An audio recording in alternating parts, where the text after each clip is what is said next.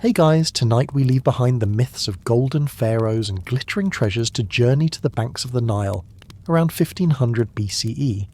We're diving into the gritty, sun-scorched reality of daily life in ancient Egypt, a world where the gods were fearsome, the work was brutal, and survival was a daily struggle against heat, disease, and the will of the pharaoh. Forget the romanticised version of Hollywood. The truth is, you probably wouldn't last a single day. So, before you get comfortable, take a moment to like the video and subscribe, but only if you genuinely enjoy what I do here, and let me know in the comments where you're tuning in from and what time it is for you. It's always fascinating to see who's joining our journey through the past. Now, dim the lights, maybe turn on a fan for that soft desert wind hum, and let's ease into a day you're not prepared to survive. Your day begins not with the gentle chime of an alarm, but with a brutal, oppressive weight. It is the sun. In the land of ancient Egypt, around the year 1500 BCE, the sun is not a cheerful greeter of the morning. It is a celestial tyrant, a disk of white-hot fire that crests the horizon and immediately begins its daily work of baking the world into submission. You don't wake up, you're assaulted into consciousness by a wave of heat and blinding light that pours through the single doorway of your home. There are no windows. Windows are a luxury for the rich, a feature for tombs. For you, there is only a rectangular hole in the wall, covered by a reed mat that does little to stop the coming onslaught. You lie on your bed, which is not a bed at all, but a woven reed mat placed directly on the hard-packed dirt floor. There is no pillow, no blanket, just the scratchy, unforgiving texture of dried river grass against your skin. You slept in the same coarse linen kilt you will wear all day because the concept of pyjamas is a distant, unimaginable fantasy. As your eyes adjust, the first sound you register is a low, insistent hum. It is the sound of flies. Hundreds of them. They're already awake, swarming in the sliver of light from the doorway, crawling on the walls, on the scraps of food from last night's meal, and on your face. You swat at them with a weary hand, a gesture as automatic and as futile as breathing. Your home is a simple one-room hut made from mud bricks, a mixture of Nile mud, straw and dung, packed into moulds and left to bake in the very sun you now curse. The walls are thick, designed to keep out the worst of the heat, but they also trap the smells of the night. The air is a heavy, stagnant cocktail of human sweat. Stale cooking smoke from the small hearth in the corner, and the faint, sour smell of the clay pots that hold your family's meagre possessions. Privacy is a concept that has not been invented yet, at least not for you. Your wife and two small children are waking beside you on the floor, their bodies a tangle of limbs in the small space. There are no separate rooms, no curtains, no doors to close. Your entire existence is a shared, communal affair, lived out in the open under the watchful eyes of your family, your neighbours and your gods. You rise, your joints already aching from a life of hard labour, and the first order of business is to relieve yourself. You start to miss the modern bathroom you never knew you had. There is no toilet, no running water, no toilet paper. In your home, the toilet is a clay pot in the corner filled with sand. It is a simple, practical solution, but one that comes with its own set of grim responsibilities. Once used, the pot must be emptied. You carry it outside, the contents sloshing, and dump it into a designated pit a short distance from your cluster of homes, or perhaps into a ditch that runs along the path. Public sanitation is a concept that is virtually non-existent for the common person.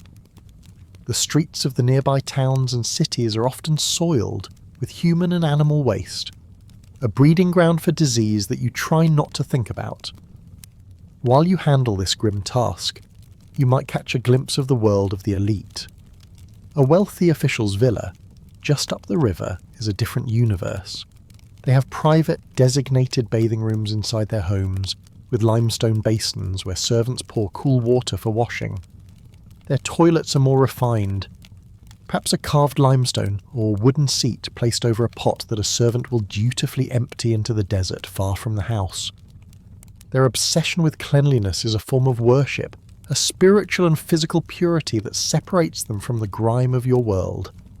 Even the priests, you've heard, must bathe multiple times a day to be considered pure enough to enter the temples. For you, however, hygiene is a far simpler and far dirtier affair. You return from the waste pit and head to the nearby irrigation canal for your morning wash. The water is a murky, lukewarm brown filled with silt from the Nile, the waste of animals, and the parasites that will one day likely kill you. You splash the water on your face and hands, maybe scrubbing away the worst of the dirt with a handful of sand. Soap is a luxury you have never seen. You are clean enough. Now that you're awake and have attended to your morning rituals, it is time to confront the other inhabitants of your home. The flies are a given, a constant plague that you have learned to live with. They crawl on your children's faces as they sleep, clustering at the corners of their eyes. You know this leads to the eye sickness, what doctors would one day call trachoma, that you see in so many of your neighbours, the redness, the irritation, the eventual blindness. But there is little you can do. The flies are a part of life, as inevitable as the sun and the river. But they're not your only uninvited guests. As you move the clay pot that holds your family's supply of grain, you see a scorpion scuttle out from underneath, its tail arched in a silent threat. You crush it quickly with a stone, your heart pounding. A sting, especially for one of your small children, could be a death sentence. You live in a world where venomous creatures are not a distant threat, but a domestic reality. Snakes, like the deadly asp, often hide into the cool mud of the house walls or in the reeds by the riverbank where your wife will later go to gather water. You have heard stories of men bitten in the fields, their bodies swelling and turning black within hours. And then there is the river itself. The Nile is your lifeblood. Its annual flood, the inundation, is a miracle that deposits the rich black silt that allows you to grow your crops. Without the Nile there is no Egypt, but the river is also a constant source of danger. As you walk towards its banks, you are careful. Crocodiles, ancient and patient reptiles, often lie motionless at the water's edge, indistinguishable from logs, waiting for a moment of carelessness. And in the deeper water, hippos, which look like slow lumbering beasts, are notoriously aggressive and can capsize a fisherman's reed skiff with a single furious charge.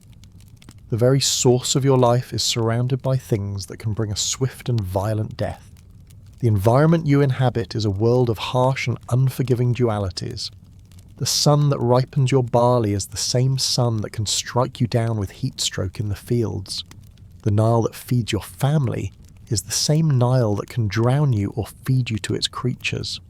The fertile black land of the river valley gives way just a few miles away to the red land of the desert, a vast and lifeless sea of sand that represents the domain of chaos and death.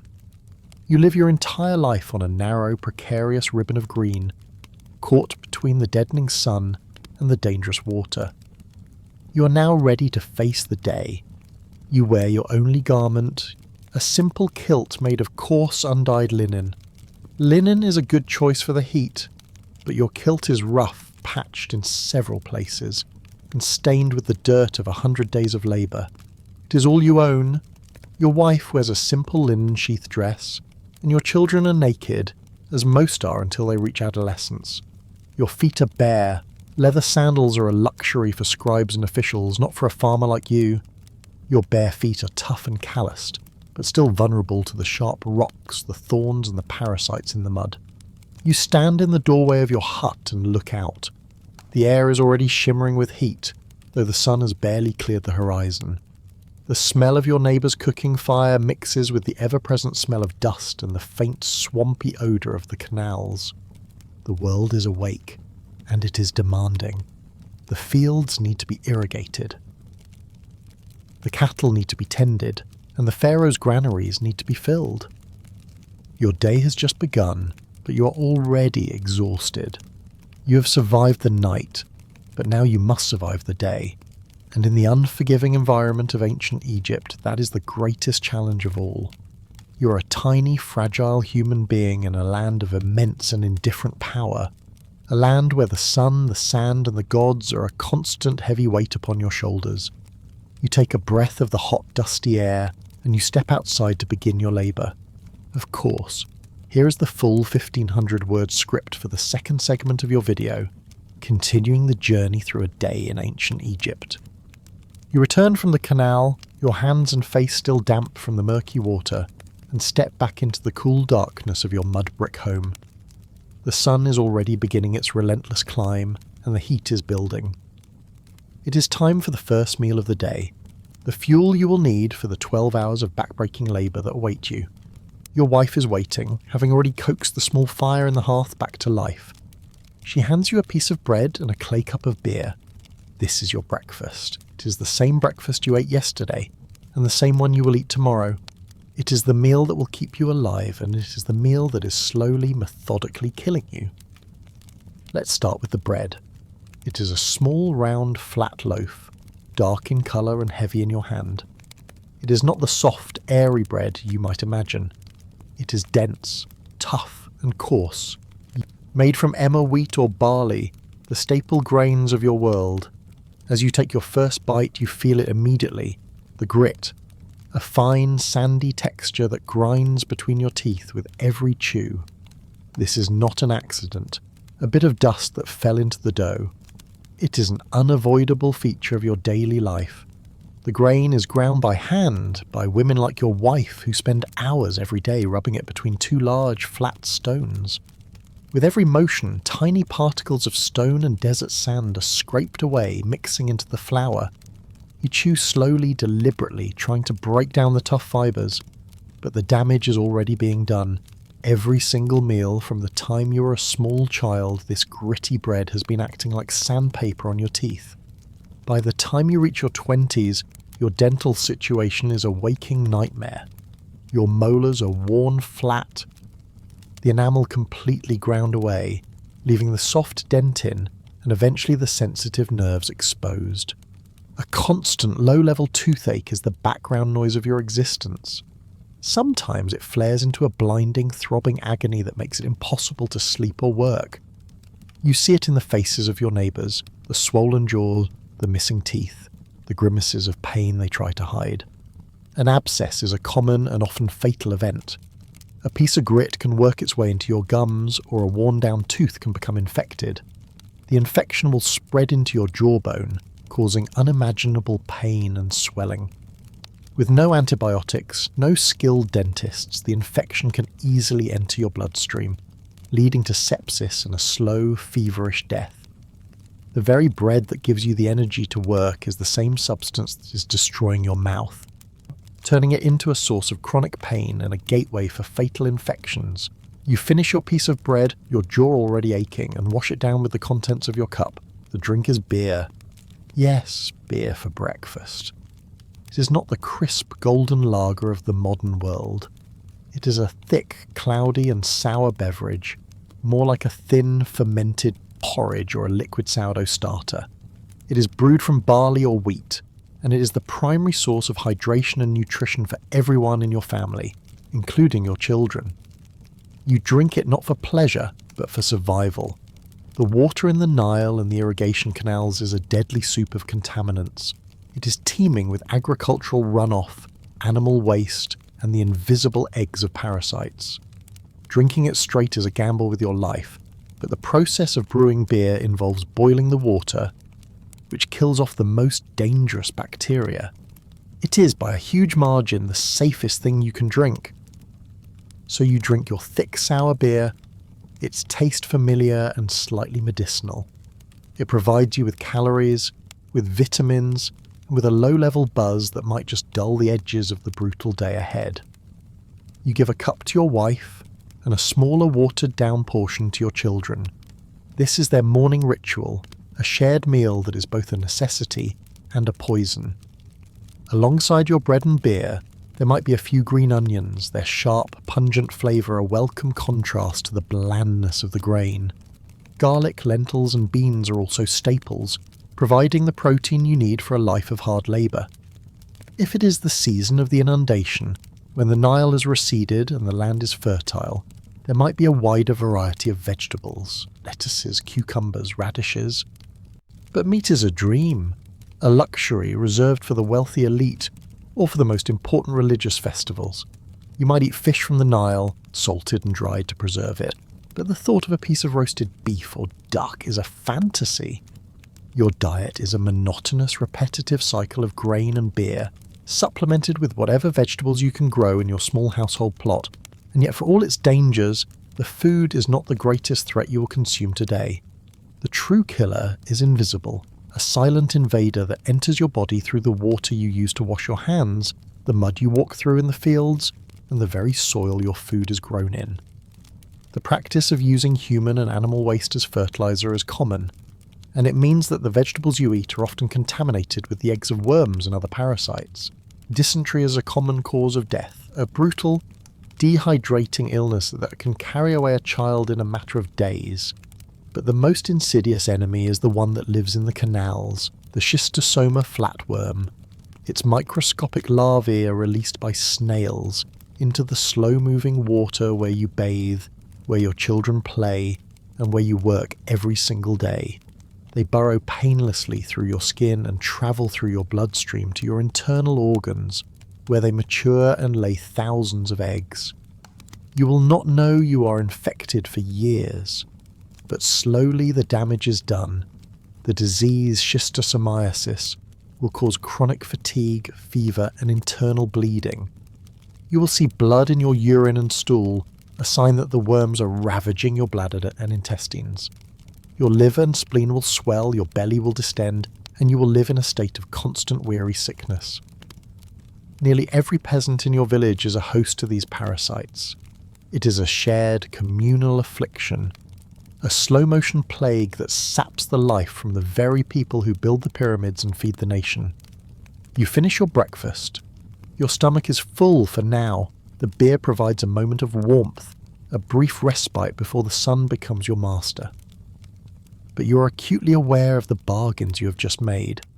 You have traded a few hours of energy for a lifetime of dental decay. You have quenched your thirst with a liquid that, while safer than water, is still a constant strain on your body, and you have walked barefoot through the same mud and water that harbours the invisible creatures that are slowly consuming you from the inside out. Your meal is over, but its consequences will last a lifetime that you already know will be brutally, unforgivingly short. You look at your wife, at your children, and you see the same silent struggle reflected in their eyes. You have survived the dawn. Now you must survive the day's labour, with a body that is already fighting a war within itself. You have finished your meagre, dangerous breakfast of gritty bread and sour beer. The brief respite is over. Now, the true purpose of your existence begins. You are a peasant, a simple farmer in the vast, intricate machine that is the kingdom of Egypt. And in this kingdom, you are not a citizen, you are a resource. You belong to the land belongs to the pharaoh, and the pharaoh is a living god. Therefore you belong to a god. Your life is not your own. Your body is not your own. It is a tool, an instrument of labour to be used until it breaks. You step out of your hut into the already oppressive heat, and your workday begins. There is no commute, no office, no choice.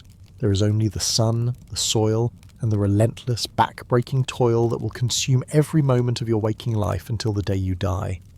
Your life of labour is governed by the rhythm of the Nile, a cycle of 3 seasons that dictates your every move.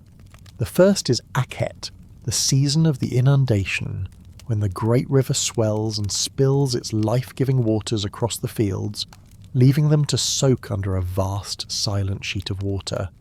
The second is Pereh, the season of growth, when the waters recede, leaving behind a layer of rich black silt, and the frantic work of planting begins. The third is Shamu, the season of the harvest, when the crops are ripe, and you must gather them before the heat and dryness consume everything. Each season brings its own unique form of grueling labour, each one designed to push your body to its absolute limit. Let us imagine it is Pereh, the growing season. The floods have receded, and the land is a blanket of dark, fertile mud. It is time to plough. You walk to the edge of your small, designated plot of land. There is no mighty tractor, no complex machinery. There is a simple wooden plough, perhaps tipped with a shard of bronze if you're fortunate, but likely just fire-hardened wood. If your family is prosperous enough to own a team of oxen, you will spend your day guiding them, shouting commands, your shoulders straining against the wooden yoke as you steer the blade through the thick, heavy silt. The mud sucks at your bare feet, trying to pull you down with every step, but it is more likely you do not own oxen. In that case, the beast of burden is you. You and your wife, or perhaps your eldest son, will strap the leather harness of the plough across your own chests and shoulders, and you will become the engine. You will lean into the work, your muscles screaming, your lungs burning, as you drag the simple wooden blade through the earth, carving a shallow furrow inch by painstaking inch. The sun, your eternal overseer, beats down on your back. Sweat pours from you, stinging your eyes and attracting the ever-present swarms of flies. There is no shade, no respite. You work from the moment the sun is high enough to cast a shadow until it dips below the western desert. A relentless, day-long struggle against the earth itself. Once the furrows are carved, the seeds must be sown.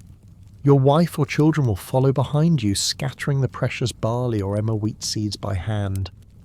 Then, to press the seeds into the soil, you will drive a flock of sheep or goats across the field, their hooves doing the work of tamping the earth.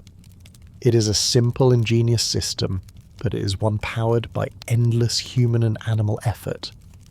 But the most demanding task of the growing season is irrigation.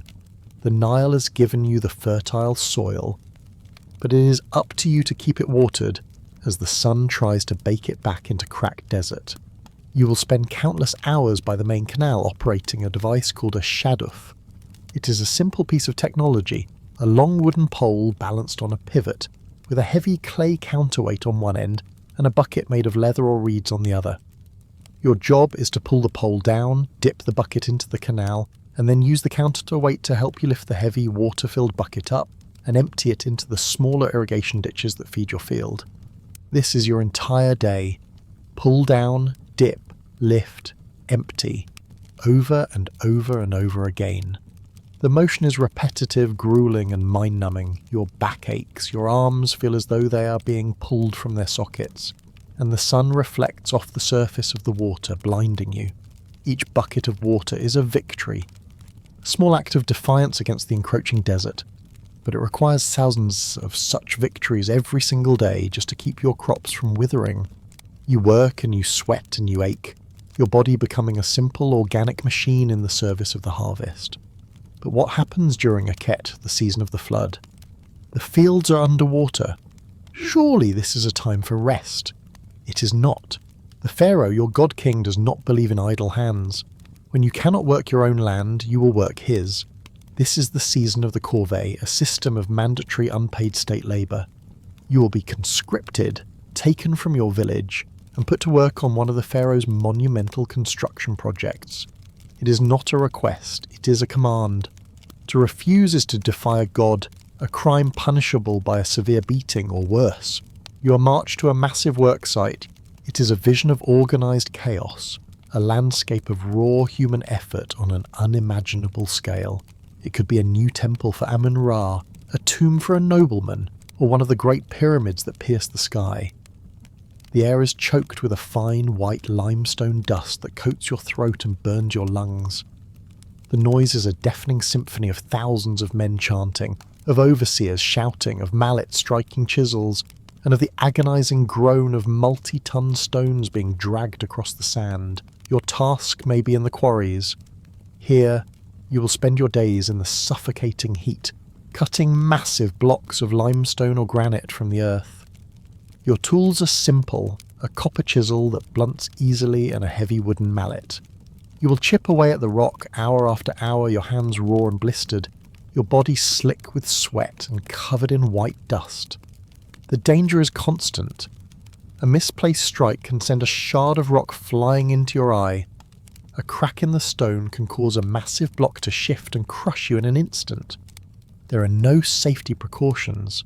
There is only the endless, percussive rhythm of your work. Once a block is freed, it must be moved. You'll be one of hundreds of men, your bodies straining in unison, pulling on thick papyrus ropes to drag a single colossal stone onto a wooden sledge. Then the true ordeal begins. You will haul that sledge across the desert, your bare feet sinking into the hot sand, the ropes cutting into your shoulders, your muscles burning with a pain you did not think was possible. An overseer walks alongside, his staff or whip a constant reminder to keep pulling. If a man stumbles and falls, he is beaten until he gets up, or he is left behind, his body quickly disappearing into the dust. Water is rationed. A few sips of the same dangerous canal water to keep you from collapsing. You're not a human being. You're a unit of energy, a single muscle in the great machine that is building a tomb for a king you will never meet. Throughout all of this, you are watched. The hierarchy is brutal and absolute. At the bottom is you, the labourer. Above you is the foreman, and above him the overseer, and above him the scribe who records your work quotas. Failure to meet your quota, a moment of rest, a word of complaint. All of it is met with swift physical punishment. You have seen men beaten unconscious for dropping a rope. The concept of workers' rights is a fantasy. Your only right is to work. Your only value is the strength of your back. If you are injured, if your body breaks, you're discarded and replaced. There are always more peasants. You look at the monuments that still stand today. The Great Pyramids of Giza, the temples of Karnak and Luxor, they seem serene, eternal, a testament to a great civilization. But they were built on a foundation of your bones. They were watered with your sweat. Every single stone was carved and hauled by a man like you, a man whose name is lost to history, a man whose life was a brief, painful and exhausting sacrifice to the glory of a god-king. As the sun finally sets, casting long, cool shadows across the land, your workday is over. You are not relieved, you are simply depleted. Your body is a vessel of pure, unending exhaustion. You trudge back to your hut, your feet heavy, your spirit numb. You have survived another day of labour under the pharaoh's sun, but the cost is etched into your aching muscles and your calloused hands, a daily tax paid in the currency of your own life force. You have survived the brutal dawn, the hazardous breakfast and the back-breaking labour under the pharaoh's sun. You have navigated the treacherous maze of divine law, keeping your head down and your mouth shut. But your body, that loyal, aching vessel that has carried you through the day, has finally reached its limit. Perhaps it was a slip of your sickle in the field, leaving a deep, gaping wound in your leg. Or maybe it was the foul water from the canal, which has now twisted your gut into knots and sent a burning fever through your veins. It doesn't matter how it starts. The result is the same. You're sick. You're injured. And now you must place your faith in the terrifying world of ancient Egyptian medicine. In your world, there is no clear line between science and sorcery. Illness is not a biological malfunction. It is a spiritual invasion. A fever is not a symptom of infection. It is the work of a demon that has taken up residence in your body. A festering wound is not a bacterial colony. It is a curse, sent by a wrathful god or the malevolent spirit of a dead enemy. Therefore, the man you seek for a cure is not just a physician. He is a priest, a magician, a man who knows the secret names of demons and the correct incantations to drive them out. You are carried by your family to the local temple, or perhaps the priest-physician is summoned to your hut. He arrives, his head shaved, his white linen robes impossibly clean in your world of filth. He examines you, but he is looking for more than physical signs. He is looking for the signature of the supernatural. He consults his papyrus scrolls, ancient texts filled not with medical research, but with a complex and terrifying bestiary of the things that can invade a human soul. He diagnoses your ailment. You have been afflicted by the breath of an evil spirit, or you have angered the goddess Sekhmet, she of plague and healing. The cures he prescribes are a bizarre and frightening cocktail of the practical and the profoundly magical. The Egyptian physicians did possess some genuine knowledge. They could skillfully set a broken bone with wooden splints and linen bandages. They knew how to stitch a clean wound. They had a vast pharmacopoeia of herbal remedies, and they understood the antiseptic properties of honey, which they might smear on a cut. But these moments of rationality are buried under a mountain of superstition. The priest begins your treatment not with medicine, but with words. He leans over you, his voice a low rhythmic drone, and begins to chant a long and complex incantation to exorcise the demon that plagues you. He calls upon the gods, Thoth, the god of wisdom, and Isis, the goddess of magic, to aid him in his battle. To you, lying there in a feverish haze, the words are a meaningless blur, a sound that does little to soothe the fire in your veins or the throbbing in your wounded leg. Next, you will be given amulets to wear. These are small charms, perhaps carved from bone or stone into the shape of an ankh, the symbol of life, or the Eye of Horus, a powerful protective symbol. The priest will tell you that these objects will ward off the evil spirits and aid in your recovery. You cling to them, your fingers tracing their smooth surfaces, because they are the only hope you are offered. Then comes the medicine itself, and it is here that your modern stomach would fail completely. The prescriptions recorded in Egyptian medical papyri are a horrifying list of ingredients, chosen not for their chemical properties, but for their magical symbolism. To treat your infected wound, the priest might apply a poultice made of crocodile dung. The logic in his world is sound. A fearsome substance from a powerful creature will surely frighten away the lesser spirits that are feasting on your flesh. To treat your stomach ailment, you may be forced to drink a potion containing fly droppings, lizard blood, or even the powdered remains of a cooked mouse. Each disgusting ingredient is part of a complex magical recipe, a form of sympathetic magic designed to fight a spiritual war inside your body. You swallow the foul-tasting concoction, praying that the cure is not worse than the disease. All of this is happening in an environment that is a breeding ground for infection. Your concept of hygiene is a world away from the ritual purity practiced by the elite. You have seen the homes of the wealthy, with their private bathing rooms where servants pour jugs of clean water for washing. They use natron, a type of natural salt, and scented oils to cleanse their bodies. The priests you now depend on are themselves obsessed with cleanliness. They must bathe multiple times a day, and even perform ritual enemas before they are considered pure enough to enter a temple. Your reality is the opposite. You live on a dirt floor. Your water comes from a contaminated canal. Your home is shared with insects and sometimes livestock. You have one set of clothes. The concept of sterilization is non-existent. The priest-physician's hands are unwashed. The knife he might use to lance a swelling is wiped clean on a dirty cloth. In this world, any break in the skin is an open invitation to a fatal infection. And so, you watch as your simple wound begins its inevitable terrifying transformation. The edges grow red and puffy. A thick yellow-green pus begins to ooze from it, smelling of rot and decay. The priest's spells do nothing. The crocodile dung poultice only introduces new and more aggressive bacteria into the wound. The fever that was a spark now becomes a raging inferno. Your leg swells to twice its normal size, the skin turning a dark, angry purple, a sign of the gangrene that is now setting in. You lie on your mat, drifting in and out of consciousness.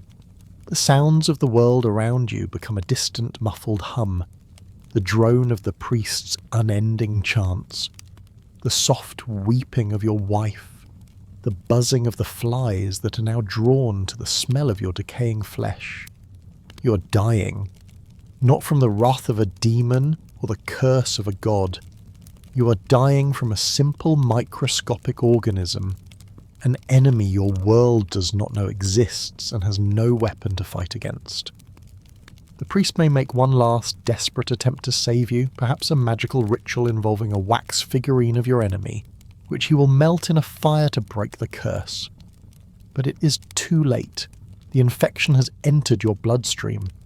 You are now in the grips of sepsis, your body shaking with uncontrollable chills, your mind lost in a fever dream. The line between the living world and the underworld begins to blur. The priest's face looming over you in the flickering lamplight might as well be the face of Anubis, the jackal-headed god who guides the dead. Your breath grows shallow. The pain begins to fade, replaced by a strange floating calm. Your short, brutal life, which survived the sun, the labour and the law, is now ending, not with a bang, but with a quiet, septic whimper on a dirty floor. The sun, your relentless tormentor, finally dips below the western desert, painting the sky in hues of orange and purple. A brief, almost beautiful respite settles over the land as the crushing heat of the day begins to fade. You trudge back from the fields or the quarry, your body a single throbbing ache, every muscle screaming in protest. You have survived the unforgiving environment, you have survived the back-breaking labour. Now you return to your mud brick hut for a meagre meal and a few precious hours of rest. But your day of survival is far from over. The physical struggle may be ending, but a new, more insidious challenge begins. Navigating the treacherous currents of Egyptian society, a world where the law is absolute, justice is swift, and the gods are always, always watching. You live your life at the bottom of a vast and unshakable pyramid. At the very top, so far above you that he is more of a concept than a man, sits the pharaoh. He is not merely a king, he is a living god, the earthly incarnation of Horus, the divine link between the heavens and the earth. His word is not just law, it is cosmic reality. Below him are his viziers, his high priests and his nobles, the powerful elite who interpret his will and manage his divine estate, which is of course the entirety of Egypt. And at the very bottom, forming the massive, sprawling base of this pyramid, is you. You're a peasant, a farmer, a labourer. Your purpose is simple: to serve, to obey, and to toil in the name of the divine order that places you so firmly at the bottom. This divine order has a name, Ma'at. It is a concept that governs every aspect of your existence. Ma'at is not just a set of laws, it is the fundamental, sacred principle of truth, balance, harmony, and justice that holds the entire universe together. When the Nile floods at the proper time, that is Ma'at. When the sun rises in the east, that is Ma'at. When you obey your overseer and deliver your quota of grain, that too is Ma'at. To go against this order, to lie, to steal, to slack in your work, is not just a crime against the state. It is a crime against the gods, a dangerous act that introduces chaos into a perfectly balanced cosmos. This belief creates an immense and constant psychological pressure. There is no separation between your daily life and your spiritual duty. Every action is weighed on a cosmic scale. This is a reality reinforced even in the grandest state projects. You've heard from the scribes that the meticulous surveying of farmland after the annual flood is not just for tax purposes, it is an act of restoring the divine order upon the land. Therefore, to move a boundary marker is not just a dispute with your neighbour, it is a deliberate act of spitting in the face of creation. In this world, there are no lawyers to argue your case, no jury of your peers. Justice is dispensed by local councils of elders or by priests acting as magistrates. Their court might be held in the shade of a sycamore tree or in the forecourt of a temple. The proceedings are recorded with meticulous care by a scribe, his reed pen scratching against a sheet of papyrus. The bureaucracy of Egypt is one of its most powerful tools. Every tax record, every labour quota, every legal judgment is written down. You are a name on a list, a number in a ledger, a tiny cog in a vast administrative machine from which there is no escape. Let us imagine you are accused of a crime. Perhaps your neighbour claims you have stolen one of his chickens. You are brought before the local magistrate. He sits on a wooden chair, a symbol of his authority, while you kneel in the dust before him. There is no presumption of innocence. You will be questioned, and your accuser will be questioned. If you are found to be lying, the punishment is swift. A common method of extracting a confession is the beating of the soles of the feet with a heavy wooden cane or bastinado. The pain is excruciating, designed to break your will and force a confession, whether it is true or not. The punishments for even minor crimes are terrifyingly severe. If you are found guilty of stealing that chicken, you may be sentenced to 100 lashes, a brutal flogging that can tear the skin from your back and leave you crippled. Or you may be forced to pay a fine in grain or livestock so steep that it will bankrupt your family for generations. If you cannot pay, you could be sentenced to forced labour in the scorching desert mines, a fate that is, for most, a slow and agonising death sentence. For more serious crimes, the punishments are designed as a public spectacle of horror. A corrupt official might be sentenced to have his nose and ears cut off before being exiled to a remote fortress. A tomb robber, a creature despised for desecrating the sacred resting places of the dead, might be executed by impalement, his body left to rot on a sharpened stake as a warning to others. Adultery, especially for a woman, could be punishable by death. In this world, the state does not just punish your crime, it marks your body, it destroys your family, and it erases your future. But what happens when there are no witnesses? What if it is just your word against your neighbours? In these cases, you will be subjected to the terrifying ordeal of the divine oracle. Justice is taken out of the hands of men and placed into the hands of a god. You will be brought to the local temple, a place you normally only enter with fear and reverence. Inside, the air is thick with the sweet, heavy smell of incense. The priests, their heads shaved, their white linen robes immaculate, will begin a solemn procession. They carry a golden statue of a god, perhaps Ammon or Horus, on a miniature ceremonial boat, balanced on their shoulders. You will stand before the procession, your heart pounding in your chest, and the high priest will ask the god your question. "O great Amun, did this man steal the chicken?" The entire community watches in hushed silence, and then the statue moves. It might dip forward, a clear yes, or tilt backward, a definitive no. Your fate, your life, your very honour, hangs on the subtle, almost imperceptible movement of a wooden statue. Of course, the statue does not move on its own. It is the priests, hidden beneath the canopy, who subtly shift its weight, interpreting the will of the god. Your guilt or innocence is therefore decided not by evidence, but by the secret judgment of the men who claim to speak for the heavens. To be declared guilty by the oracle is to be condemned not just by the state, but by the gods themselves. There is no appeal. This entire system, the divine pharaoh, the cosmic principle of Ma'at, the brutal punishments and the terrifying oracles is designed for one purpose: absolute social control. It ensures that the millions of peasants who make up the backbone of Egypt remain docile, obedient, and productive. You live in a state of constant low-level fear. You fear the overseer's whip, you fear the magistrate's judgment. You fear your neighbour's accusation, and above all you fear the wrath of the gods, a wrath that can manifest as a failed harvest, a sick child, or a magistrate's guilty verdict. You do not speak out against injustice, you do not complain about your work quota. You do not question the authority of the priest. You keep your head down.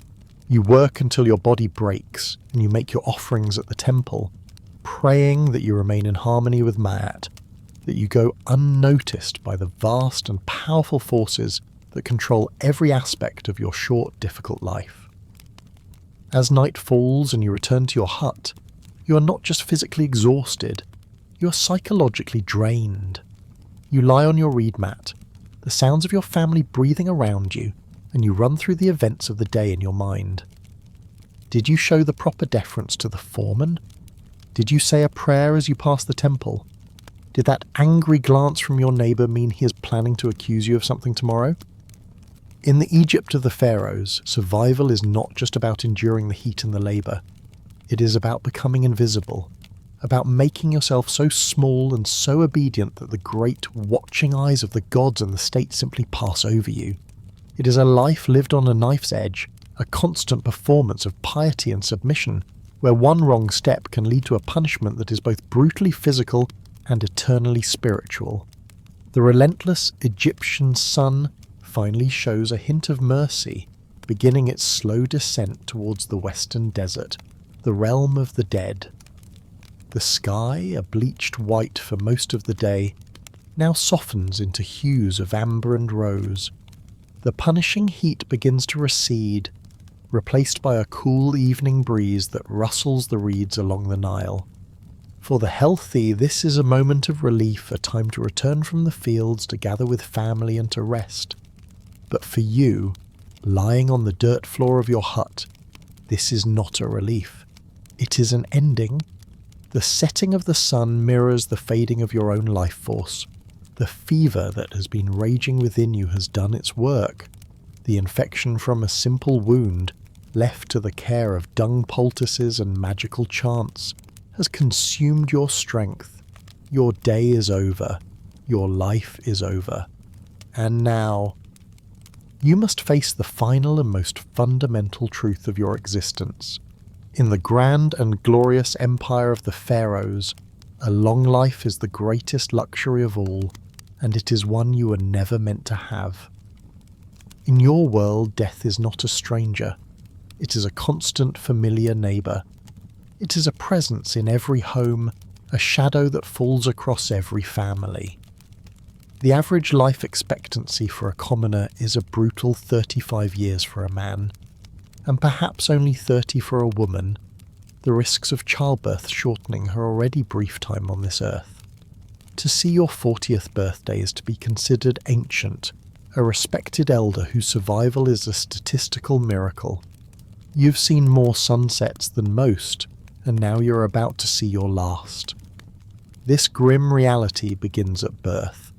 The gods are both generous and cruel. A child is a blessing, a future field hand, a comfort in your old age. But nearly half of all children born in your village will never see their 5th birthday. They are carried away by dysentery from the foul water, by respiratory infections from the smoky air of the hut, or by a simple fever that their small bodies cannot fight. You have watched your own children suffer through sicknesses, your heart a cold stone of fear in your chest as you pray to the goddess Tauret, the fierce protector of childbirth and children. You have seen your neighbours wail in grief as they wrap a tiny still body in a piece of linen and carry it out to the desert. To raise a child to adulthood is to win a long and desperate war against fate itself. If you survive the perils of childhood, you're thrown immediately into a life of relentless, body-breaking labour. For a man, the dangers are everywhere. A moment of inattention while quarrying stone can result in a crushed limb, a wound that will fester and kill you.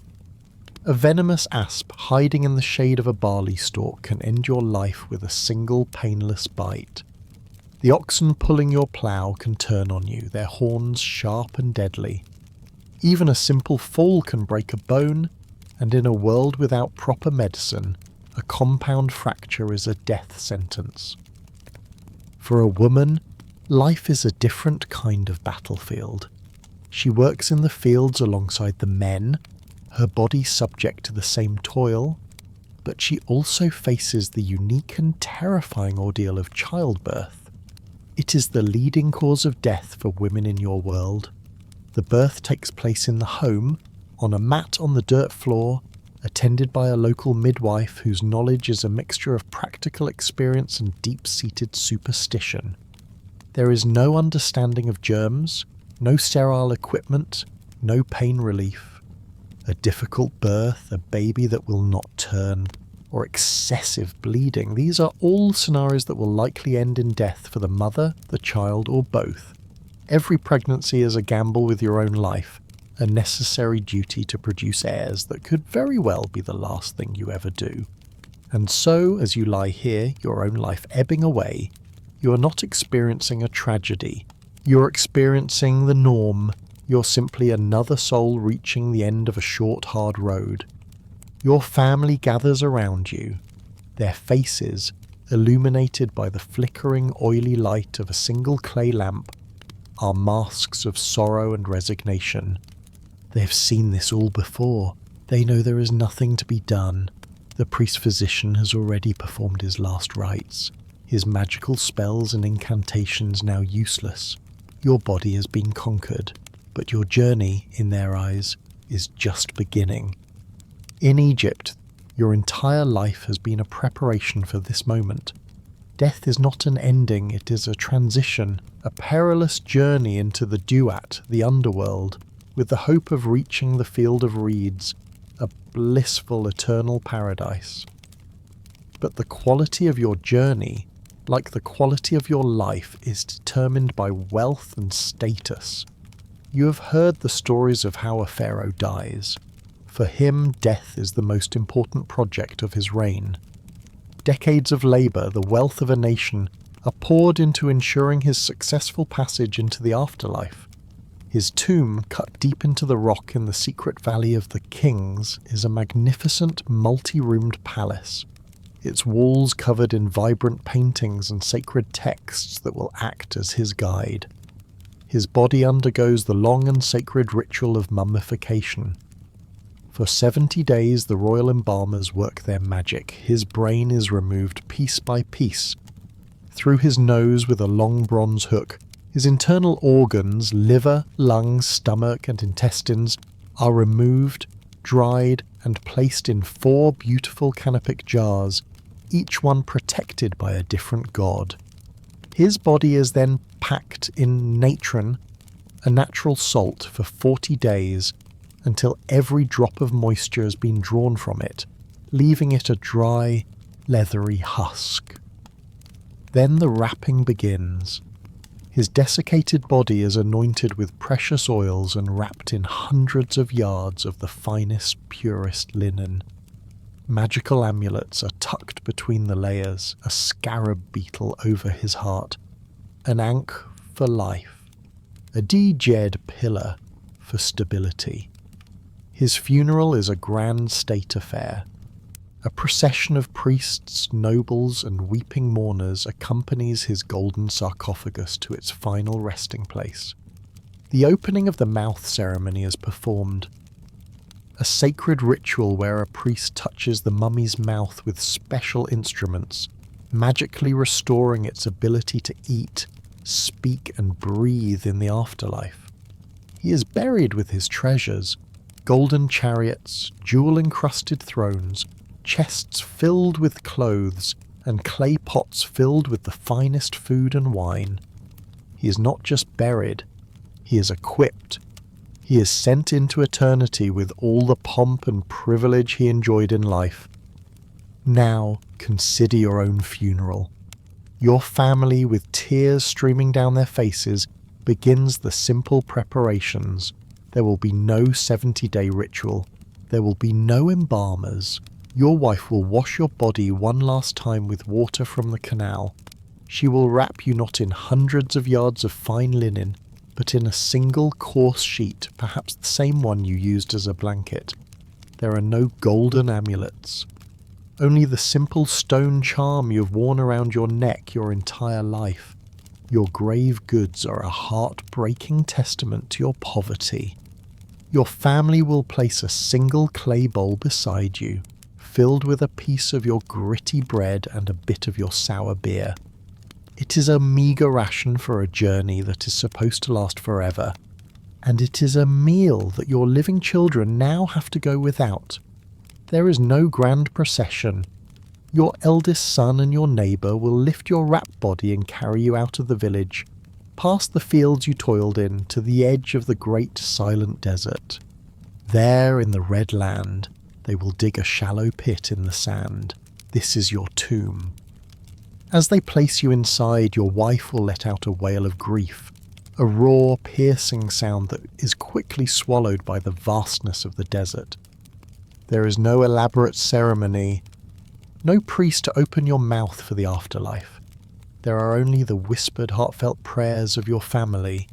They will cover you with the hot sand, and the desert itself will become your embalmer. The dry, sterile environment will naturally desiccate your body, creating a simple, natural mummy. It is the burial of a poor man, a common man, repeated millions of times over the long centuries of the pharaoh's rule. But your journey is not yet over. Whether you are a king in a golden coffin or a peasant in a sandy pit, Your soul, your bar, must now face the final terrifying ordeal, the weighing of the heart. You will be guided by the jackal-headed god Anubis into the Hall of Two Truths. There, you will stand before a great golden scale. On one side of the scale, Anubis will place your heart, the seat of your intelligence and your conscience. On the other side, he will place a single, perfect white feather, the feather of the goddess Ma'at, the embodiment of truth and cosmic order. You must then perform the negative confession, reciting a list of 42 sins you have not committed in your lifetime.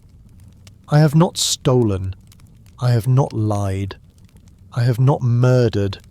I have not been lazy. I have not been angry without cause. The great god Thoth, with the head of an ibis, stands by, ready to record the verdict. The great god Osiris, the king of the underworld, watches from his throne. And at the foot of the scales sits a terrifying creature, a hybrid monster named Amit, the devourer of the dead, part crocodile, part lion, and part hippopotamus. The scales begin to balance. Your entire short, difficult life is being weighed. Every act of kindness, every moment of anger, every stolen piece of fruit, every lie you told to your overseer, it is all there, contained within your heart. If your heart is as light as the feather, if you have lived a life in harmony with Matt, you will be declared true of voice. You will be granted passage into the field of reeds, an eternal paradise where you will live a blissful afterlife. But if your heart is heavy, weighed down by the sins and struggles of your life, the scale will tip. Thoth will record your failure, Osiris will pass his judgment, and the monster Amit will lunge forward and devour your heart, condemning your soul to eternal oblivion, to a second and final death from which there is no escape. You stand in the silent hall of judgment, your eternal fate hanging in the balance, a single feather against a lifetime of hardship. Your journey is over. The scales in the Hall of Two Truths have tipped, or they have balanced. Your heart, weighed against the single perfect feather of Ma'at, has revealed its truth. Perhaps the great devourer Amit has claimed her prize, and your soul has been consigned to the eternal silent darkness. Or perhaps you have been declared true of voice, and you are now stepping into the sunlit bliss of the field of reeds, a paradise where the barley grows as tall as a man and the work is light. In the end, the outcome is almost secondary. The true story was in the struggle, in the brief, brutal and profoundly difficult life you endured before you reached this final judgment. Let us look back on the day you have just survived, a single day that represents a lifetime of hardship. You awoke not to the gentle glow of morning, but to the tyrannical glare of the Egyptian sun. Your home a cramped, dusty mud-brick box, filled with the constant, maddening hum of flies. You stepped out into an environment that was not a nurturing cradle, but a relentless adversary. A world of searing heat, blinding sand, and creatures that could kill you with a single venomous bite. The very air you breathed was a mixture of dust and smoke, the ground beneath your bare feet a landscape of sharp rocks and hidden dangers. Your breakfast was not a moment of comfort, but a grim transaction with your own mortality.